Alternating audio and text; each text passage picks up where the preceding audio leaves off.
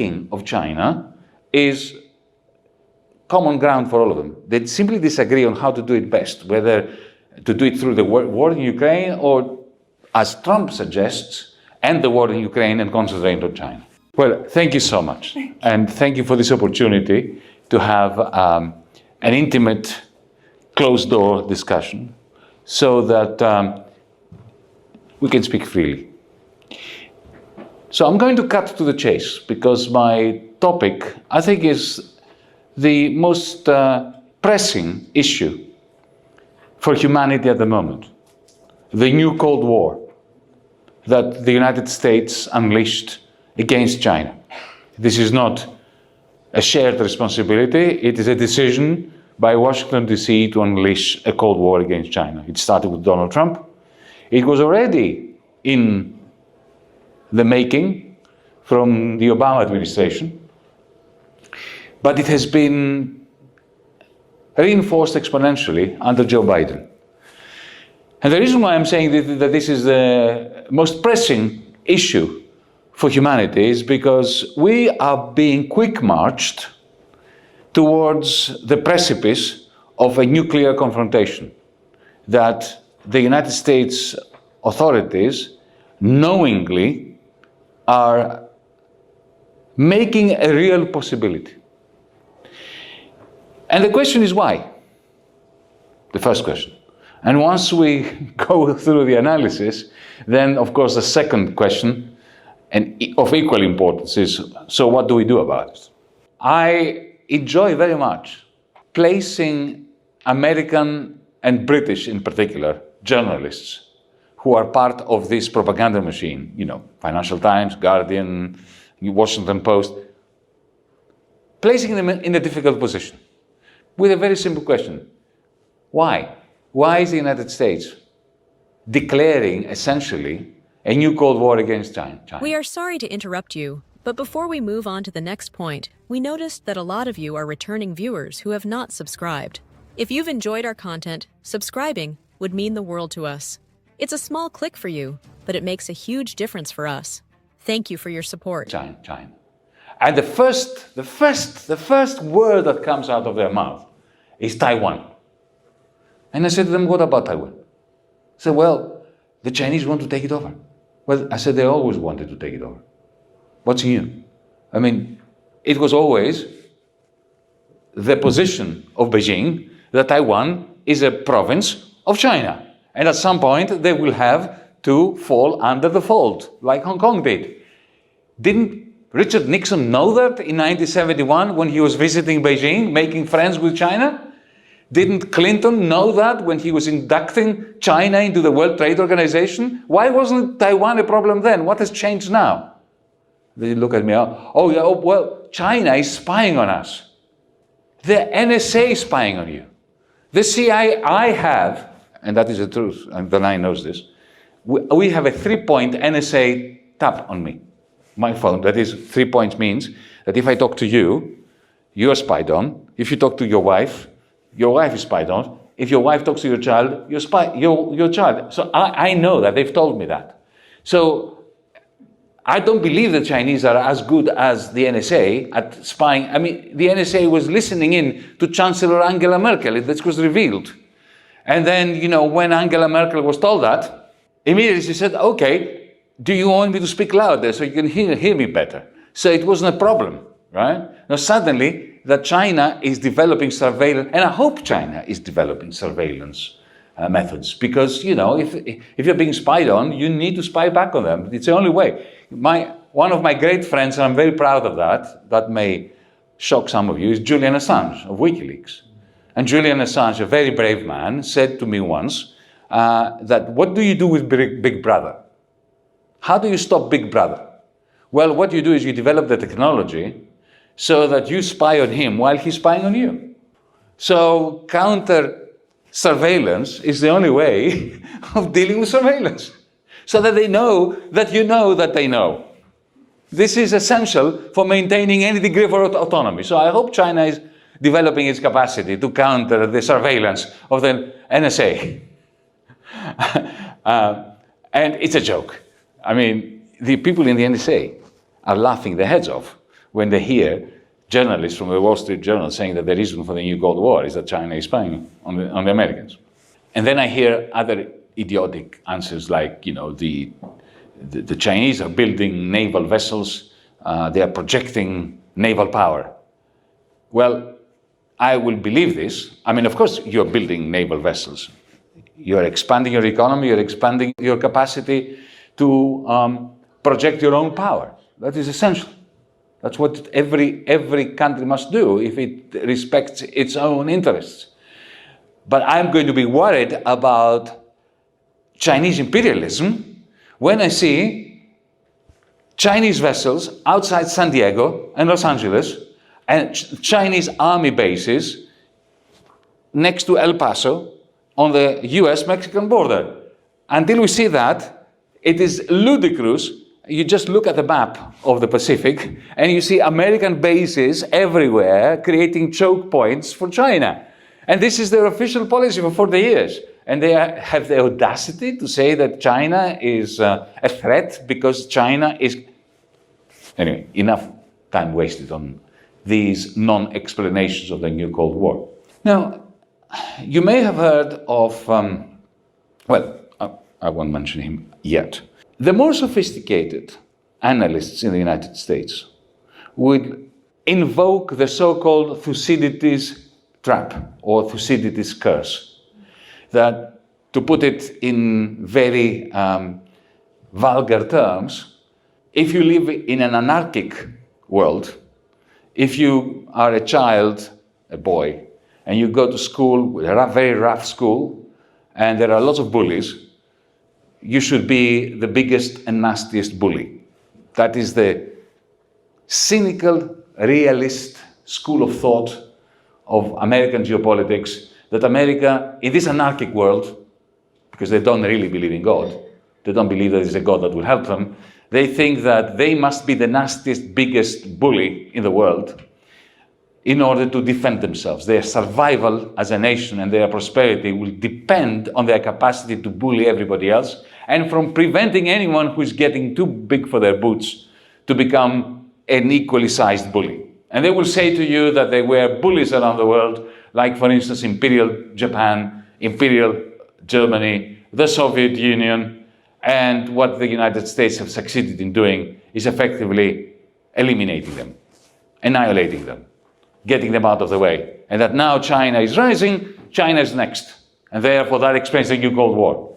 Now there's no doubt that the deep state in the United States, and make no mistake, the United States is not a democracy, it's an oligarchy with elections that are providing the legitimacy for this one-party state to continue to exist.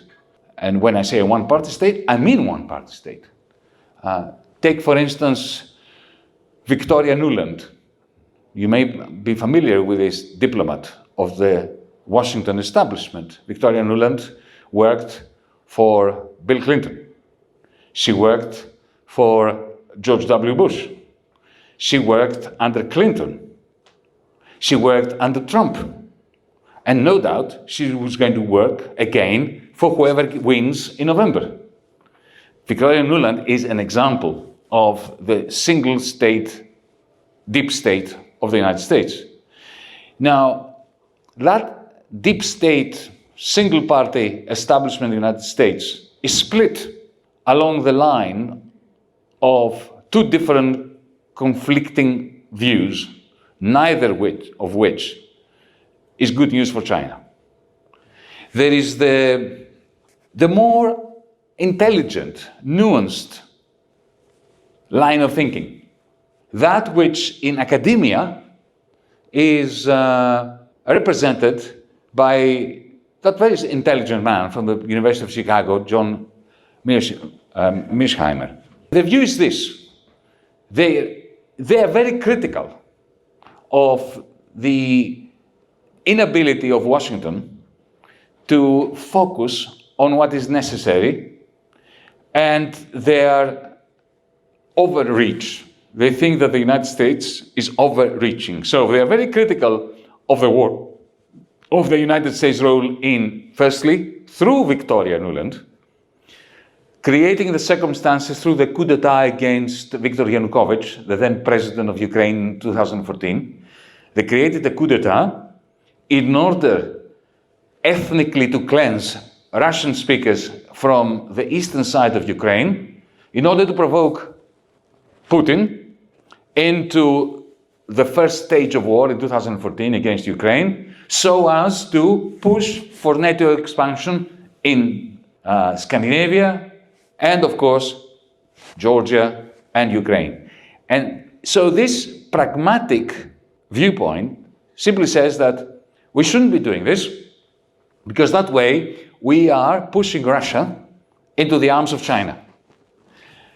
And the whole point of the Nixon administration was to split the Soviet Union from China and therefore win the Cold War.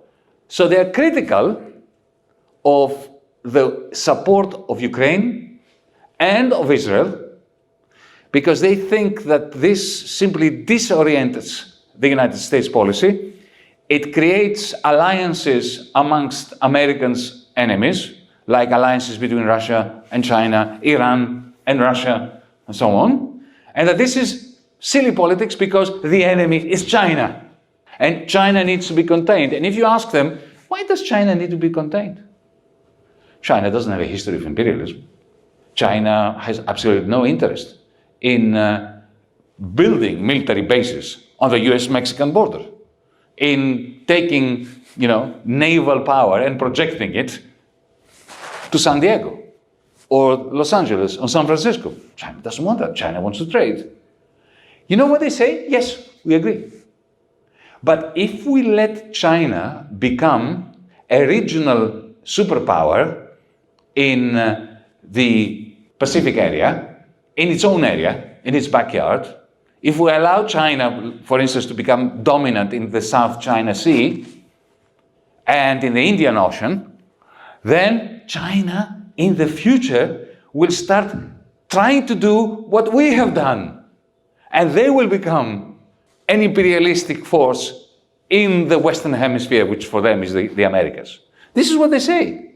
They understand that China is not imperialistic, but they fear that if they do not contain China through choke points, just north of Indonesia, the first array of islands, the second array of islands between China and the Philippines and so on, then China will emulate the United States, and therefore you better prevent that by choking China today. So that's one line of argument. The second line of argument is the opposite argument, that the United States must be a bully everywhere, all over the world, including in Europe, including the Ukraine, and that, for instance, I have been told that by somebody who was very high up in the Bush administration and who was very high up in the chain of command of NATO in Brussels, an American Republican. He said to me that we need to expand NATO against the interests of the Europeans. He was clear, against the interests of the Europeans. And I said to him, Bob, why? He said, because of 3 reasons. First, because we must be in Europe, the United States, to keep ourselves in. Number one reason he gave me. Number two, to keep the Germans down. Look at the price of electricity in Germany today as a result of the war in Ukraine. The German industrial machine is finished, kaput, as a result, not just of that, but that is one of the reasons. And thirdly, to keep the Russians out. So this is, if you were in the corridors of power in Washington, D.C., this is the discussion you would hear. The containment of China, the choking of China, is common ground for all of them. They simply disagree on how to do it best, whether to do it through the war in Ukraine or, as Trump suggests, end the war in Ukraine and concentrate on China. Well, this, so far, what I have presented to you, is more or less common knowledge amongst anyone who's ever been in Washington, been in Brussels, spoken to these people, to the Cold Warriors, to the new Cold Warriors. This is common knowledge. But I think that story that I've given you so far is incomplete. Why did the Clinton administration and the Bush administration after that were so gung-ho about trading with China? Why did they not start the new Cold War against China in the 1990s, in the year 2000, in 2004, 2005, 2008? Why was it only around 2014 that this establishment decided to unleash the war against China? It's not that they... One explanation is that the Clinton administration people could not see that China would develop to the extent that China developed, that it would become so big. I don't believe that. I never believe explanations which presume the stupidity of the people involved. I don't believe that these people were stupid. And I don't believe that they didn't see that by shifting half of American manufacturing to the west coast of China, to the east coast of China, that China would not grow and develop. They knew it. They were celebrating it. I remember, for years hearing that, capitalism is fantastic because look at China. The moment it introduced the market economy, and they become a superpower. So they knew it and they wanted it. Why don't they want it now? Why is it suddenly choking points and containment and, putting a boot on their neck? What really changed? For me, the essence of the pursuit of a new Cold War against China by the United States, by the way, Europe is irrelevant. Europe is simply doing as it's told. Europe doesn't want to unleash a Cold War against China, but, they get the email from Washington, D.C., do it, and they do it. Against their interests and against their wishes. So don't care about the Europeans. It's Washington. If you were somebody like, a strategic thinker like Henry Kissinger, who is now dead, but this is the example of the deep thinking American official, what would you really be worried about? Since I mentioned Kissinger, let me stick to him for a moment. The year was 1970. Kissinger, at the time, who was working for President Nixon, you'll recall, was not the foreign minister, was not in the State Department yet. He was the head of the National Security Council, and he was the National Security Advisor to the American president. And he was the epitome, all his life, of American strategic thinking, the thinking of that one-party state, the deep state of the United States. Being a smart man, when he saw the macroeconomic statistics, and he saw that from 1968 onwards, America, for the first time since the 1930s, had become a deficit country.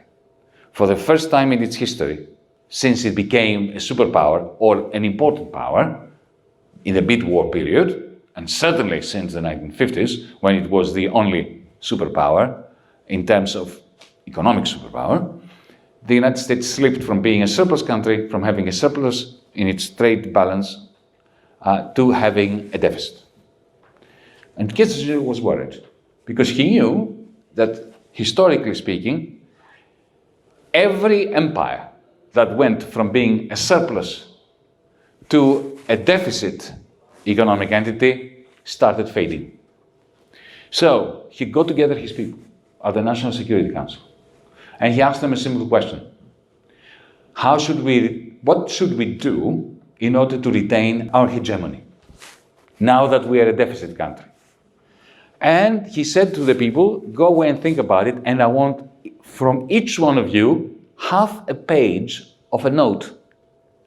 Very interesting, right? Not 20 pages, half a page. Not a page, half a page. This is how Kissinger worked. And these were very smart people, right? Most of them came back and gave a very Germanic answer. If we have a deficit, we must cut down our expenditure, we must increase interest rates and so on and so forth in order to reduce imports and bring about a balance between exports and imports to eliminate our trade deficit. One man, in his half a page, which I actually acquired in the process of writing a book 15 years ago, a typewritten half a page, he said, What we must do, we must treble our deficit. Treble our deficit. We have a deficit which is bad. We must make it 3 times as big and make the capitalists of the rest of the world pay for it.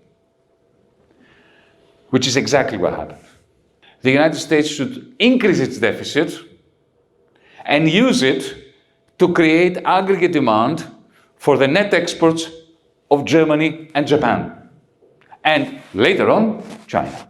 Because it is the trade deficit of the United States that sucks into the United States your aluminium, your electric vehicles, deficit dollars, like IOUs.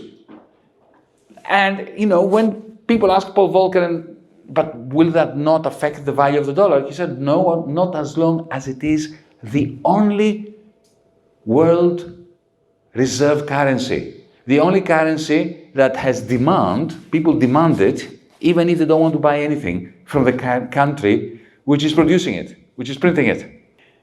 So, if you are today somebody of a mind comparable to Kissinger's, then you know that the reason why the United States is so hegemonic, why it can afford to be the big bully around the world, is because of the monopoly of the payment system.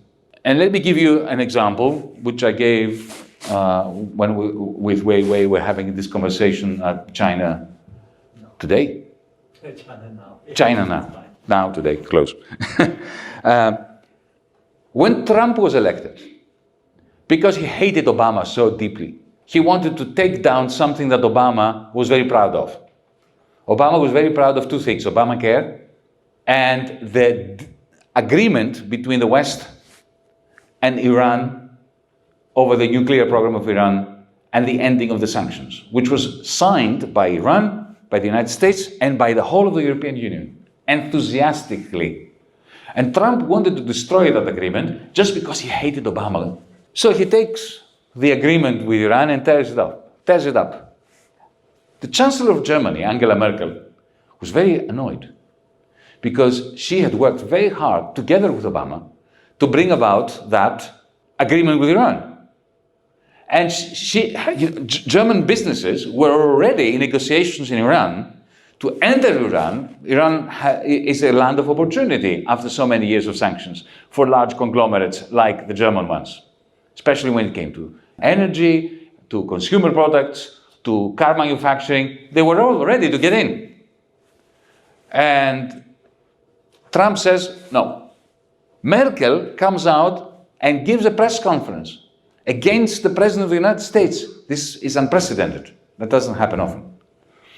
And she says, I do not know what the United States will do. We respect their opinion and their position, but Germany is going to maintain the agreement, the peace agreement with Iran.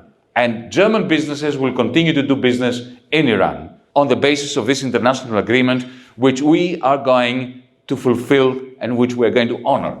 Within 12 hours, every single CEO of every German conglomerate came out and said, not us, we're not in, we're out. We will follow the Americans. Why? It's really very simple, because they depended on their net exports to the United States. And the Trump administration threatened them that they would not benefit from the tax cuts, the reductions in the corporate tax that Trump was bringing in. He said to them, you want to benefit from them? No business in Iran. You want to maintain your access to the dollar payment system? No business with Iran.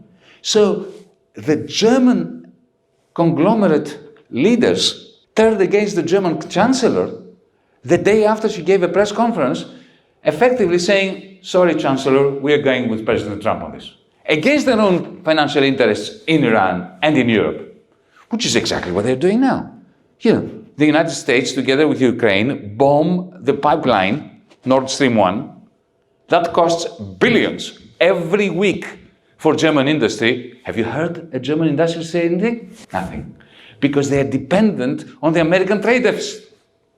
But this whole thing, for the trade deficit of the United States, to function as a vacuum cleaner that sucks into the United States the net exports of Germany, of France, of Japan, and of China, you need the dollar to remain the monopoly, the monopolistic transaction system.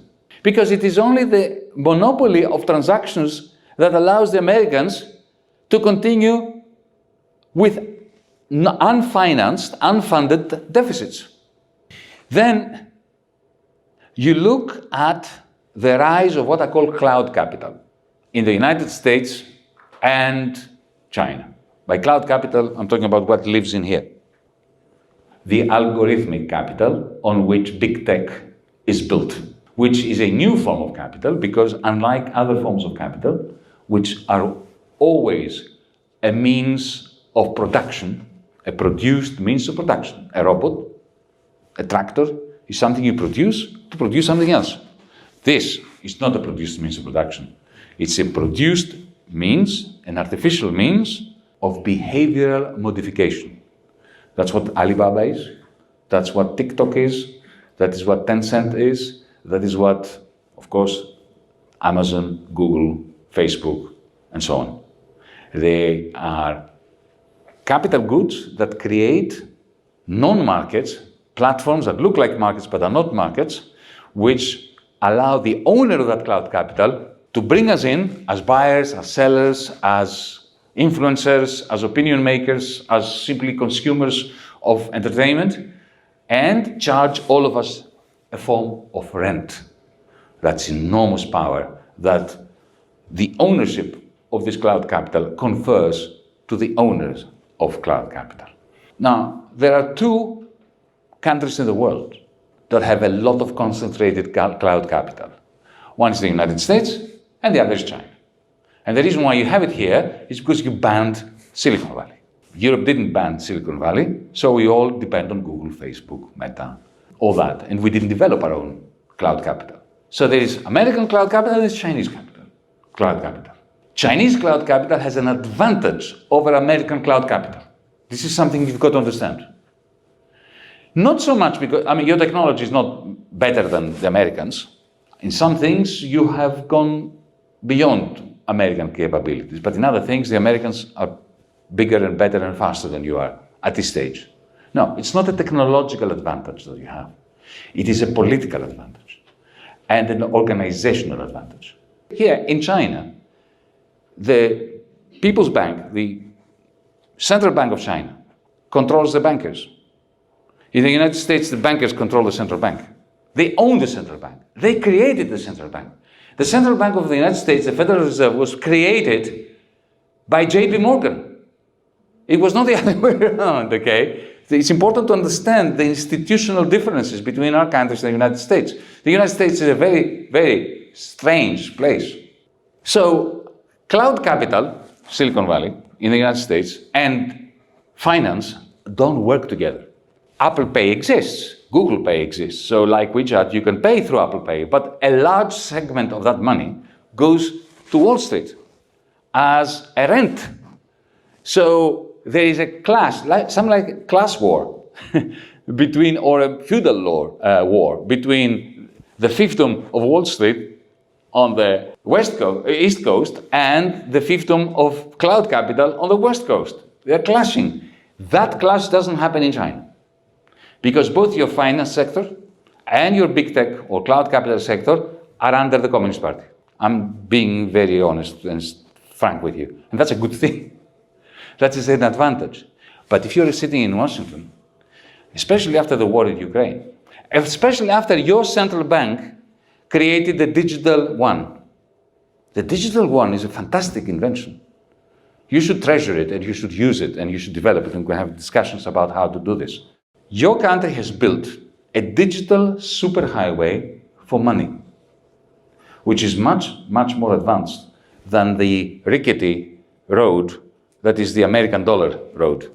Because today, that superhighway is not used.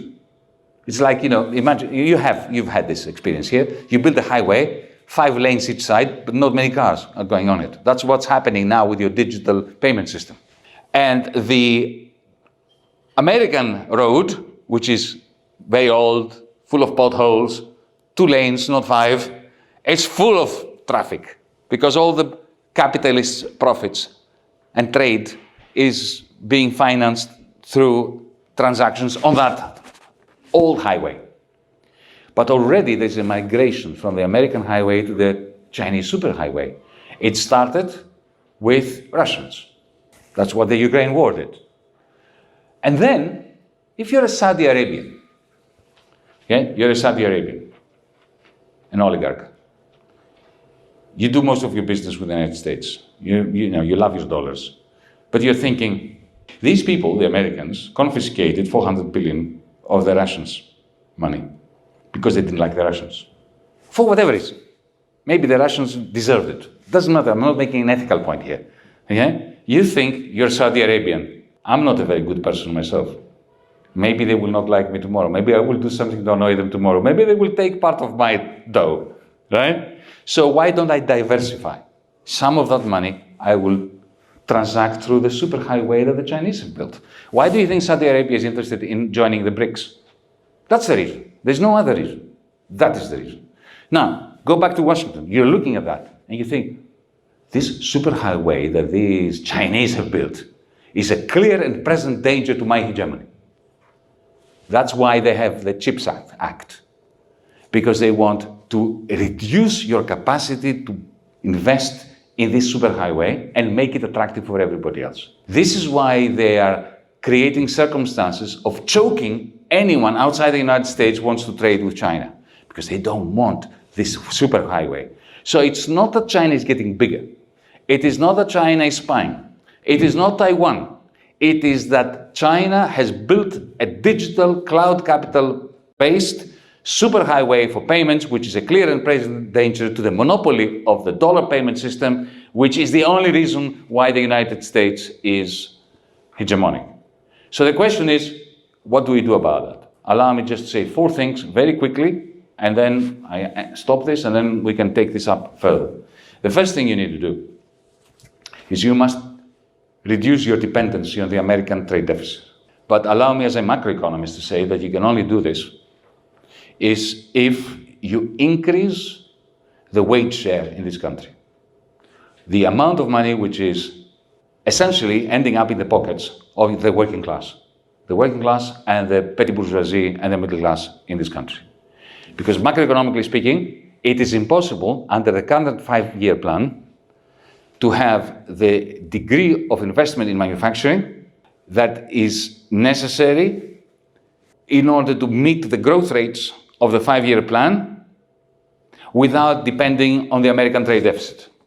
The only way of maintaining this investment and maintaining the growth rate without dependency on the American trade deficit is by boosting aggregate demand domestically.